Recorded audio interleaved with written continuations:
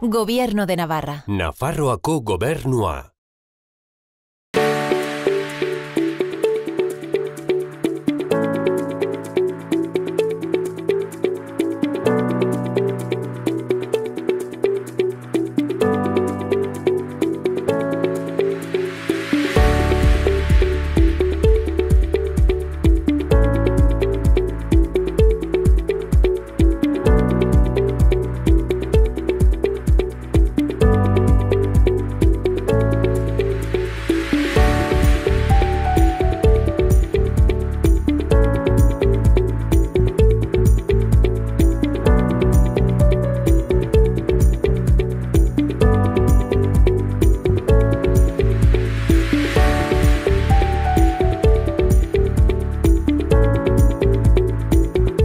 Nik naiz, beratarra, 20 urte jut, eta guain udan uste dut gazte gehienen bizia eraunten dutela.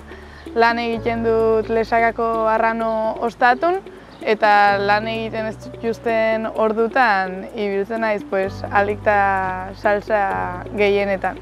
Bertxotan ibiltzen naiz, bertso eskolari baten naiz, eta hortan ere udan uste dut dela temporada bat edo nahiko kantatzen dena, urteko bertso egunekin konparatuta, eta gehien bat hortan. Gero ernaien ere militatzen dut gazte antolakundin, eta orduan udan ere saiatzen gara ahalik eta gauza gehienak egiten.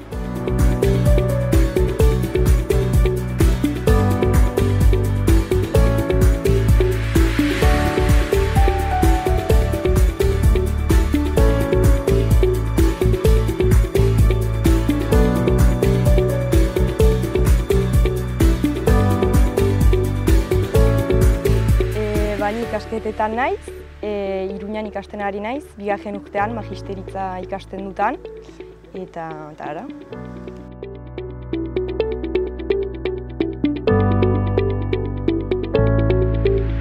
Hasteko, beraren inguruko informazio orokorra, non kokatuta dago? Nafarro iparraldin kokatzen da bera, Bortziritan, justun muga egiten du iparraldekin, eta, hoxe. Eta populazioari dagokionez, zenbat pertsona bizi dira bertan? Azken datun arabera, nik beti erraten dut 4.000 inguruko herria dela. Pentsatzen dut azken urtetan haunditu izanen dela, baina 4.000 inguru. Eta hauetatik gazteak zenbat izango ziren, gutxi gora bera? Ez dakit ziur erraten, baina bai da herri bat gazte nahiko ikusten dela, azken urtetan ere uste dut gero eta gehiago, behintzat gaztea unitz ateitzen den herri bat dela. Herritarren bizimodua laburbilduz, zer nolakoa da? Uste dut hemen inguruko herri gehienetan bezala, jendik lan egiten dula eta hori ikusten dela, gero ere bai uste dut bai dela herri bat jendia nahiko ateitzen dena, bai ostatutara edo herri mugimendun ere gauza batetin edo bertzin ibiltzen dela jendia. Eta gazteena, egunerokotasunean, zein da? Uste dut aixialdi orokorra izan entzela bai kirola eta baita ostatun bueltan ibiltzea, baita bestan bueltan ere. Eta hoxe, ez dut uste denik herri bat guantxe bertan gazte mugimendua agitz aktibo dagona, baina baikorra naiz eta espero dut aktibatze horrek gotxitia. Ongi, egin, utzi ditu pixkatola hor aldarrikapena poliki. Bai, da. Eta asteburu eta beste egun batean, nolakoa da hemen berako egun bat? Uste dut, nire ikuspuntutik edo gaztin ikuspuntutik, bai dela inguru bat joera handia dagona gaztin artin lan egiteko, gaztetatik. Bai ez dakit mugan ingurun bizi garenez, bai Ibardin, bai Dantxarinea, Benta eremu horiek bai direla gaztik haunitz jotzen duten eremu bat. Orduan uste dut, asteburutan nahiko orokorra dela lan egitea eta gero libratzen beste egitea. Zure ustez, ongi dago kokatuta geografikoki bera? Ni kontenago bizi garen lekutik, ez dakit.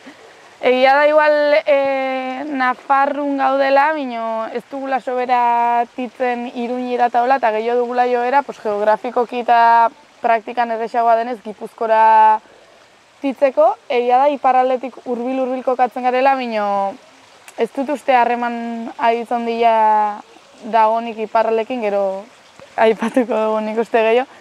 Eta uste dut bai dela Gipuzkora uniz titzen duen eremu bat. Eta bertzez, erran duzu orantxe pixka, baina bertzez ze lukutako gazteekin baduzu harremana?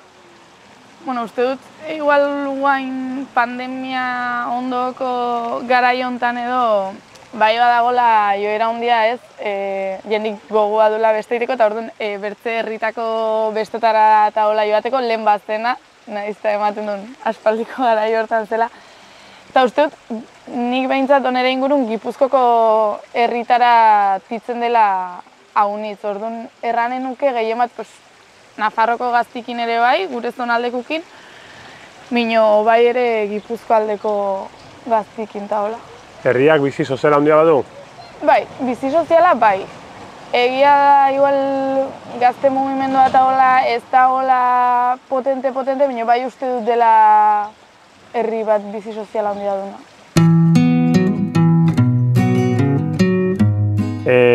Hasteko, kanboren inguruko informazio orokorra pixkat aztertu nahi dugu.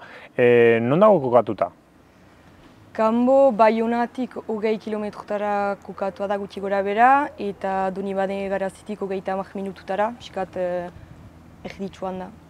Baina horrela, Iruñotar bateri, Nafarroko bateri erakartzeko zaila, eramarri duzu, Hondartzatik zenbatera dago? Hondartzatik 30 minututara gutxi gora bera, kostaldetik, eta gara. Mendia ere bai... Eta bada mendia ondo-ondoan. Ondo-ondoan. Populazioi dagokionez, zenbat pertsona bizi dira bertan? Gutxi gora bera 6.600 pertsona kanboan.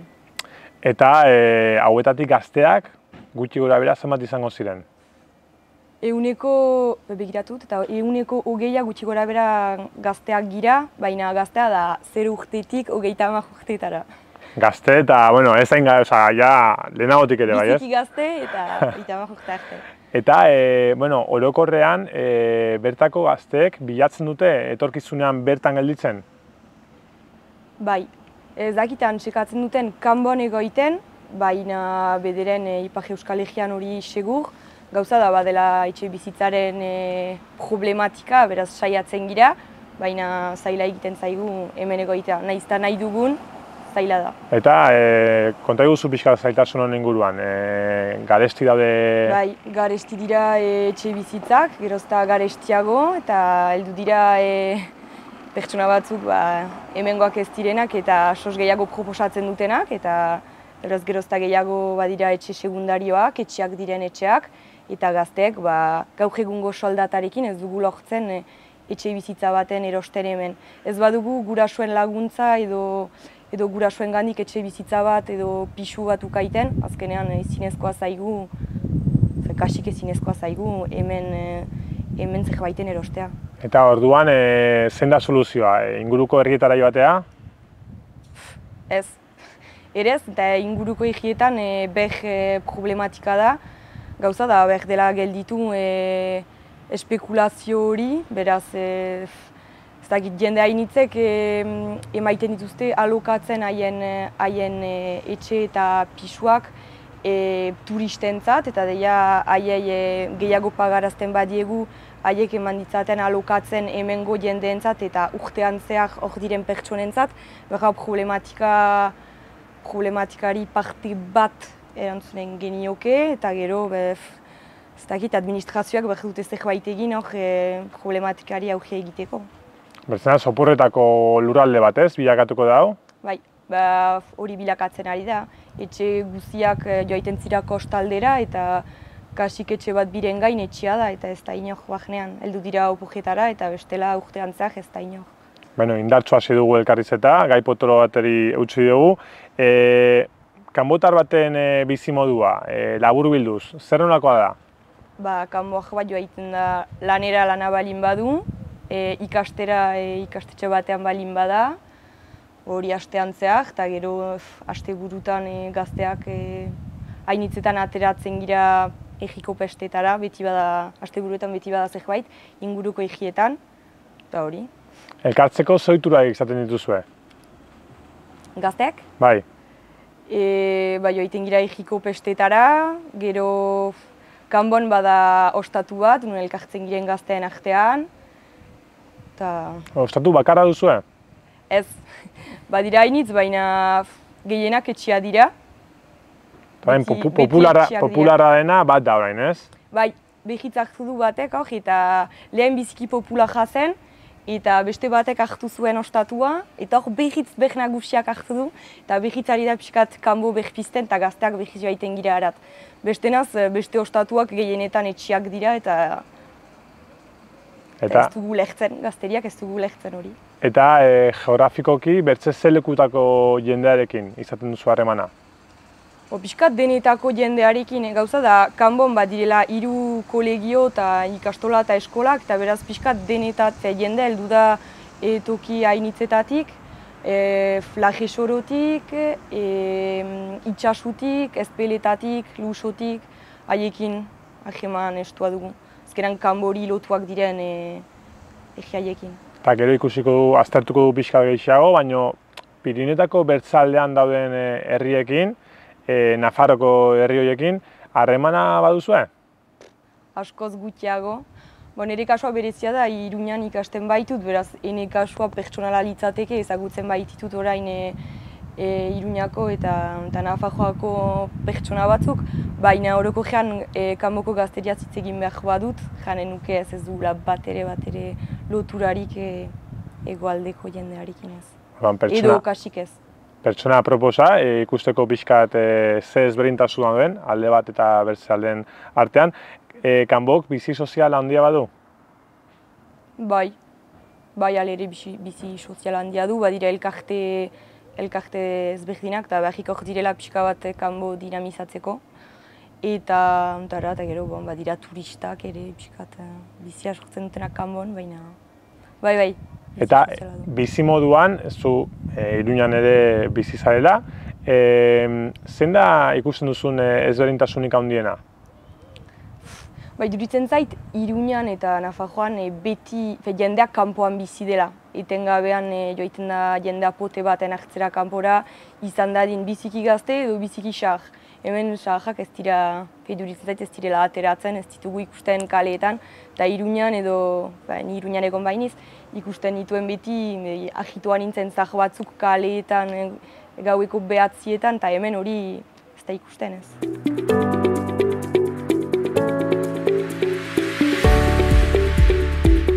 Hasteko eta behin, gustatzen zaizu bizizaren eremua, inguruak, polita dira zure ustez? Bai biziki. Hemen mendiz inguratuak gira, itxasoa ez da urjun, inguru giroa biziki polita da. Eta inguruan ikusten duzu jendeak baduela ardura ingurua zaintzaren alde? Badira batzuk atxemaiten dut zinez arduratsuak direnak gai honen inguruan, eta beste batzuk aldiz bat ere, zinez bat ere. Eta, aipatu duzu badagoela mugimenduren bat, gai hauek lantzen dituenak. Gai hau ateratzen da lagun giroan zuen eztabaidetan?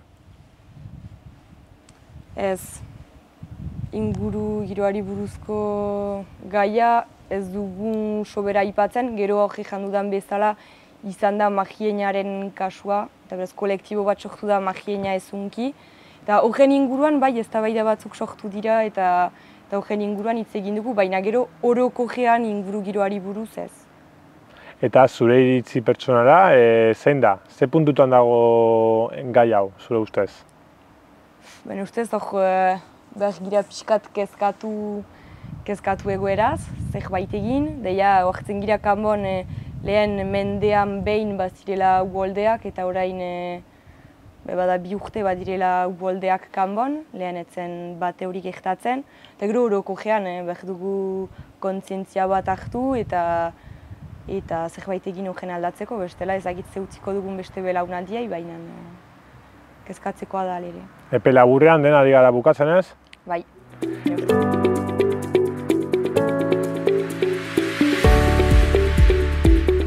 bertako haur eta gazteek, non egiten dituzue ikasketak? Bueno, beran aurreskolaz gain edo daude 3 ikastetxe. Nik ikastolan ikasi nun, baina badago eskola publikoa edo Jesusen bihotza, bueno, guk monjak deitzen dugun ikastetxea. Gero Tokiona institutua dago, DBH lehenbizko eta bigarren maila ikastolan ere egiteko aukera dago, labia ikastolan. Gero Tokionan egiten ditugu ikasketak edo, Bortziritako bertze gaztikin batera. Eta gero ja lanbideziketa ere Tokionan egiten alda, baina unibertsitate ikasketak egin nahi ezkero edo ja kanpora joan barra zara. Hizkuntza ereduetan zein izaten da hemen hautatuena? Ez dut, edo nahi dut pentsatu eredua dela hautatuena, eta hala da, gehienok euskara gutxi ikasten dugu. Ez da galdera erresa, baina zure ustez ze ikasketa nagusitzen dira herrian? Uste dut, aldagai diferentik daudela edo, eta igual bai da belaunaldin araberako zerbait, generazioen araberako zerbait, nik nire ingurun erranen nuke gehienak unibertsitatera joateko joera dugula edo, hegoaldeko unibertsitatetara, edo nupera edo EHU-ra. Gero bai uste dut ere bai, ez dakit ez, azkenen gizarte honetan dauden faktore desberdinak eragina edo, generuk ere baldintzatzen dula haunitz ikasteko aukera hori edo, eta uste dut mutiletan bai dagoela joera gehiago lanbide heziketara joateko, azkenin ez. Aukera hori ez dakit soera norberak hautatutako zerbait izaten den. Herriko gazte haunik joaten dira unibertsitatera? Bai, erranen nuke, bai, ez da hori gehien bat, Hego Euskal Herriko unibertsitatetara. Eta lan eskaintzai dagokionez, badago aukera gaztearentzat? Uste dut aukera egon badagola, bertze kontu bada nolakoa den aukera hori. Eta uste dut gaztin hartin joera handia dagoela lehen erran bezala bentatara taula joateko, gero ja lan duin bat eskuratzeko aukera dagoen ja bertze kontua da, eta uste dut hortan nahiko orokortu dagoela ez, eta hemen ingurun gazteontzat lan baldintza duinak, ez da dela. Lana bai, kondizioa bertze hori da, bat, ez? bertze kontu bat. Eta zela mota izaten dira? Gehientan ostalaritzan edo bertzela bentatako supermerkatutan, almazenetan edo olako lekutan. Eta berako gazteak bilatzen du herrian bertan segitzea bizitzen? Uste dut baietz, baina nahiko zaila dela. Asteko etxe bizitza eskaintza agitzurria delako edo dagona ez dagolako gazteon baldintzetara edo ongi egokitua, ez gaudelako pres edo, ezin garelako herrian bizi, gero aukera ere agitzurria delako, orduan uste dut joera handia dagoela, bai igual gazte garain edo bai egiten duzula hemen ingurun lana, baina gero haietzen dela momentu bat edo kanpora joan beharra zarela, egin dituzun ikasketatan lan egin nahi baldin baduzu, edo bizi, ez dakit, duin bat edo zure eskura dagoen bizi bat izan nahi baldin baduzu, kanpora joateko biharra duzula.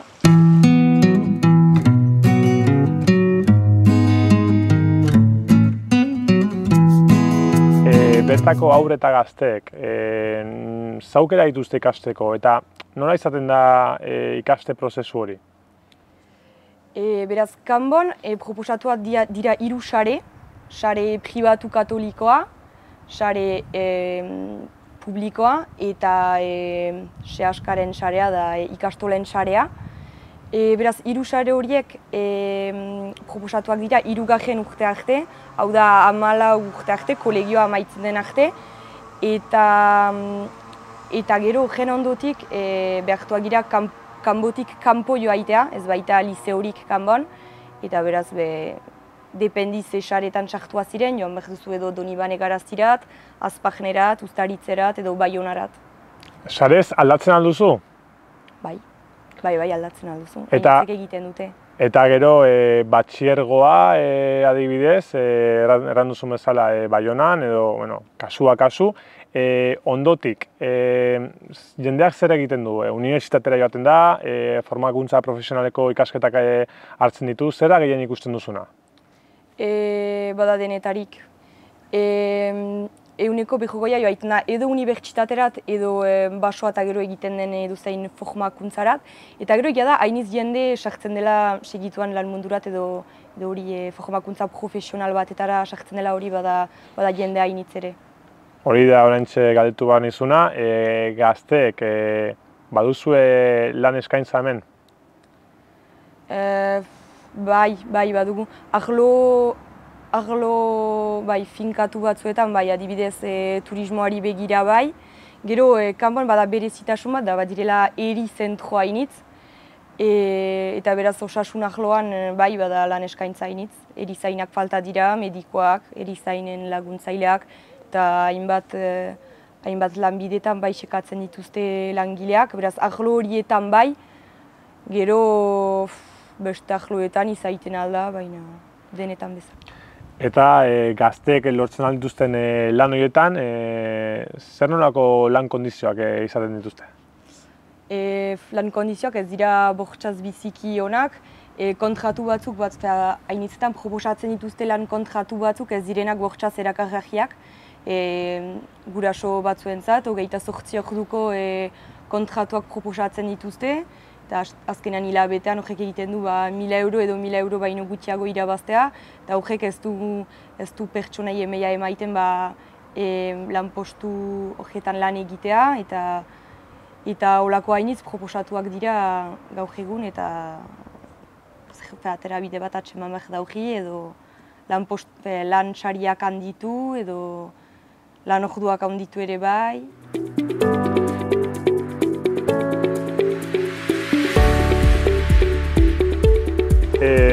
Herrian gazteak elkartzen zarete?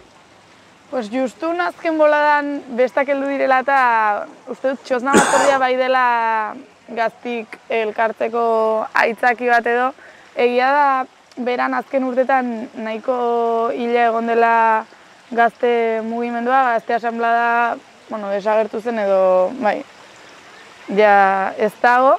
Ni uste dut bestan aitzakin edo bai sortu dela indar bat edo, eta espero dut hurrengo hilautetan eta urtetan edo sortzia hortzer bat ere. Eta gelditzorren arrazoia zein izaten da? Zein izan nahi da? Uste dut bizi dugun egoerak ez deztula lagundu. Bera beti izan da, Bortziritako bertze herrikin konparatuta herria handina jendiari dagokionez, orduan uste dut horrek ere baldintzatu dula zaila izatea gaztik elkarren artean harremantzia. Eta gero bizi dugun egoerak ez digu lagundu. Eta, erten duzu elkartzen zaretela, gazten arteko elkartasuna badago? Bai, uste dut hori handitzen ari dela. Igual lehen gehiago zen kuadrillismo hori edo, eta uste dut azken hilautetan edo bai ikusten dela gehiago kuadrillismo horrekin xetu dela edo generazio difendetako gaztik elkartzen hasi garela edo. Ze mugimendu ezberdin baditugu hemen? Alde batetik nik uste dut, nik zerren dut, gazte antolakundia edo badagoela Bortziritan. Egia da igual ez garela sobera jetzen Bortziritako herri guztitara, baina hori egon badagoela, eta gero bestan aitzakin bai txosna batzordik ere badaudela, eta hor gaztik parte hartzen dutela, gero mugimendu feminista beran ere aktibo dago duela urte batzutatik, presun mugimendua ere hor dago, eta uste dut kirolan hueltan ere bai mugitzen dela gazte bastante. Vale. Eta arlo sozialeko elkarteren bat? Justun azken boladan uste dut harrera sare ari dela lan bastante egiten, baldintzak ere hori ekartzen dutelako. Uste dut etorkinan gaia adibidez bai dela gaztingana haietu beharreko gauza bat, azkenin gure herriko eta batez ere berako errealitate bat ere badelako. Mugan kokatutako herria denez, haunistan ikusten da jendia irundik eta behobitik etortzen dela muga pasatzeko, eta uste dut bai dela gai bat gazteongana hurbildu beharrekoa. Zentzu honetan ikusten duzu gaztea kontzientziatua dagoen arazoaz, eta gizartea orokorrean ere bai. Uste dut gizartea ari dela, edo nahi dut pentsatu ari dela kontzientziatzen, bertze gauza da kontzientzia hortatik haratago zer egiten den, eta ez dut uste, hau hitz egiten denik, igual herri mugimendutatik bai, bino uste dut arazonekin hori igual ez dela aski, eta beran bai ikusten dut falta dela gaztin hartin kontzientziazio hori edo ez garela erabat kontziente ze puntutaino den gure herriko errealitatea gai hau. Duela gutxi izan dire zenbait berri, ez?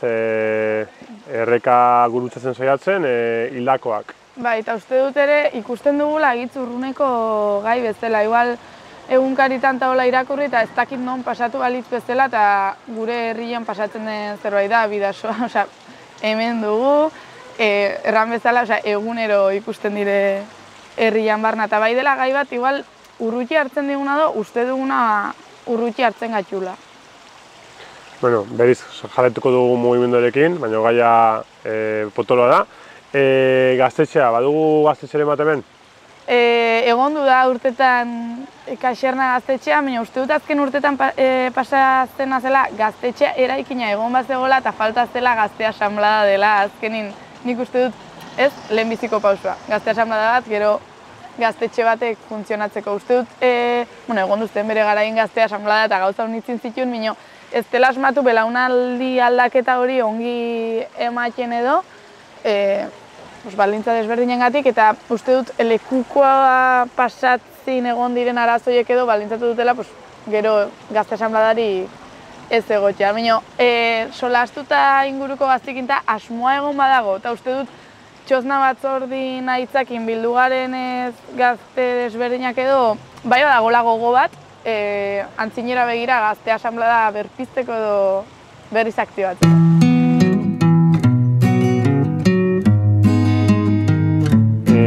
Eran duzu, bertako gazteak elkartzen zaretela, gazten arteko elkartasunare badago? Bai, sekulako elkartasuna bada, kanban. Eta ze momentutan erakutsi da elkartasun hori adibidez?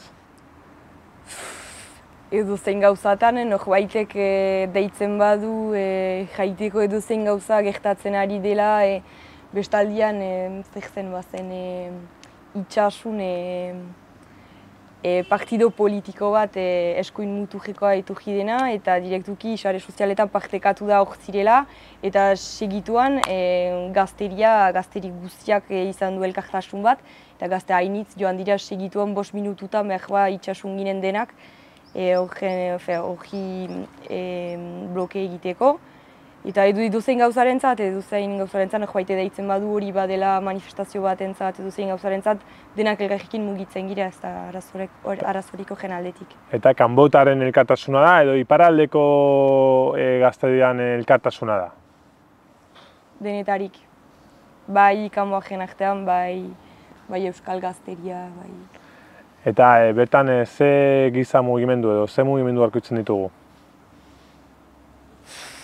Denetatik. Zinez... Feminismoan ingurukoa?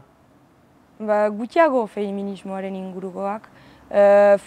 Laborantza lujen defentsarako mugimendua hor, izan da kanbon kasu bat duela gutxi, presoen alde, edo zein... Ekologismoaren ingurukoa?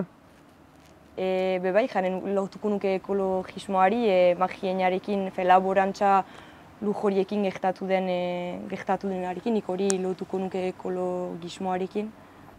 Eta arlo sozialeko elkarteren bat? Dira gurutze gogia, banko alimentarioa, iago karitateari lotuak diren elkarteak direnak, jendeari laguntza emaiteko, behajetan diren jendeari laguntzeko. Gaztetxea aipatu zulen ere baduzuela, zer moduz, dinamiko da, ekintza honiz egiten dituzue? ez nuke jaren dinamikoa dela, bergin nuke pixka bat gehiago dinamizatu, baina bai urtean zehar hainbat gauza egiten dira, bai kontzertu batzuk edozein gauzaren kari, iauterietan deia erabiltzen dugu gaztetxa, gero kanboko pestetan, gero izaiten alda edozein gauzaren kari izaiten alda presoen aldeko kontzertu batzuk antolatu eta gero dirua Zitzau elkarteari eban, Zitzau da presoen aldeko kanboko elkartea. Eta hori, hainbat ekitaldi edozein aldarrikapenekin.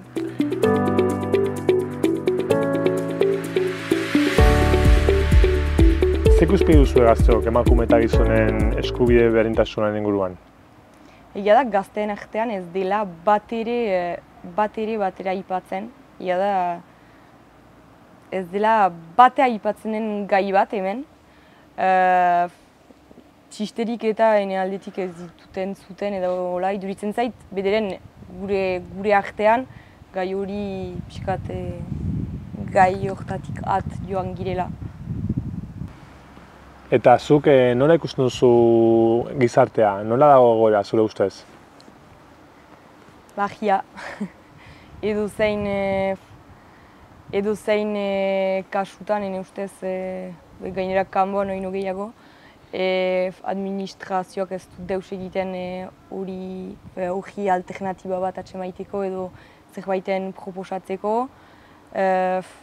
Edozein ahlootan izan dadin kirol munduan, lan munduan, edozein ahlootan, ene ustez badira oino aintzinapen ugariak egiteko eta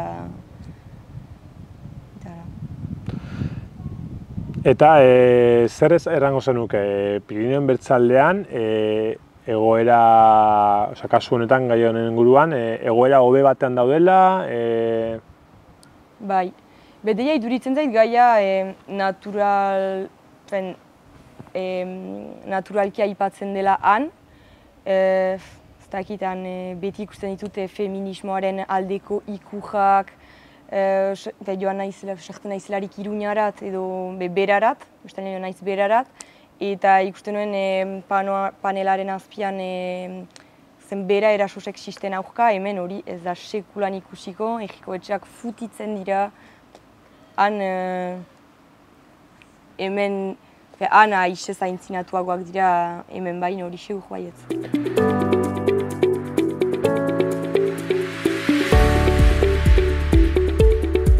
Orokorrean, ze ikuspegi duzu edo ze ardura duzue zuek Europa mailan gertatzen diren kontuekiko? Uste dut nahiko gauza orokorra dela edo guri zerbaitek hurbil hartu arte edo ez garela arduratzen. Behintzat nire ingurun ikusten txuzten gaztin hartin edo sensazio hori ematen dit. Uste dut Europako gaiak eta uniztan guri eragin arte ikusten txugula urruneko gai bezala. Gero egia da, zerbaitek eragiten dizunin zuzenin edo orduan arduratzen zarela, eta uste dut hori pasatzen dela. Estatu mailan gertatzen direnekiko? Bueno, nik berez bai, niri holko gaiak eta hola interesatzen zaizkit. Baina egia da ingurun eta hola ez dutela ikusten ardura ondia. Orokorren nahiko pasotismoa erraten. Gizartea gustu duzu pixkat politika arloan eta nahiko pasota dela? Bai, pasota biharren, uste dut kezka hori egon badagoela, gero jendiri falta zaiola kezkatik zerbait egiterako saltori ematia. Baina nik behintzat gaztik arduratuk berez ikusten ditut. Azkenin beraier eragiten didelako zuzenin zerbait, gero falta da, ez, kezkatik egiterako paus hori. Eta zein da Euskal Herriarekiko duzun ikuspegia? Ez dut Euskal Herria, nire herria da, eta uste dut ez diotela herri izaten uzten orduan, ez dakit. Nire ikuspuntua da, hori, herri bat garela eta nik nire herria izatea nahi dutela orduan, hortan saiatzea era.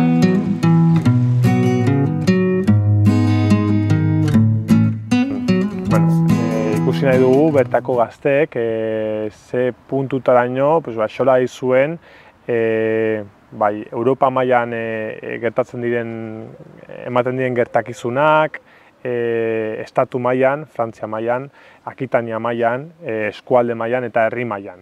Hausnarketa txiki bat, honen inguruan, zerk den gehien axola dizuena, zerek den gehien eragiten dizuena.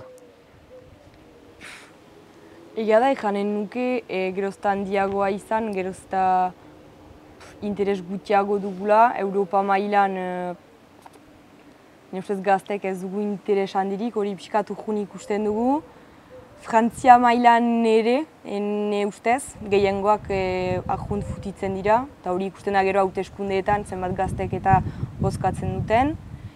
Eta gerozta estutasun gehiago ukan, eta nire ustez gerozta interes gehiago dugu, eta nire ustez egialde mailan jendeek badute kontzientzia hori, implikatzeko emeia hori, bojokatzeko emeia hori, eta jakiteko gauzak nola pasten diren gure egian eta hori, nire ustez bai.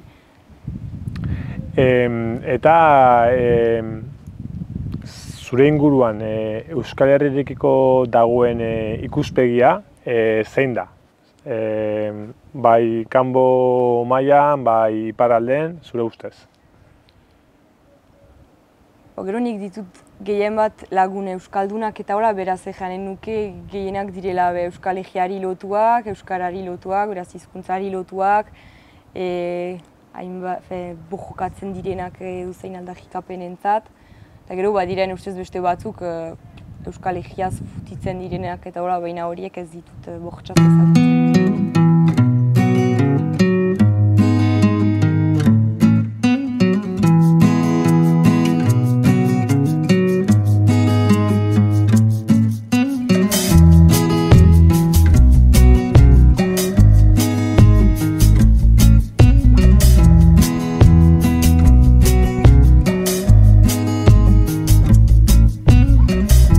Ederkiekin, mi esker gaurkoan zure berako herriaren inguruan informazio guzti hau emateagatik.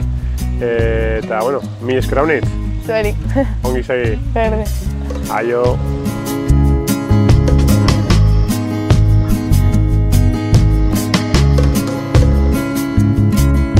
Ederki araia, honekin amaiera ematen dugu saio honeri, elkarrizketari. Mi esker haunitz gaurkoan zure herriko ateak irekitzagatik, eta bertze bat arte. Bai, nesker zuri. Aio. Aio.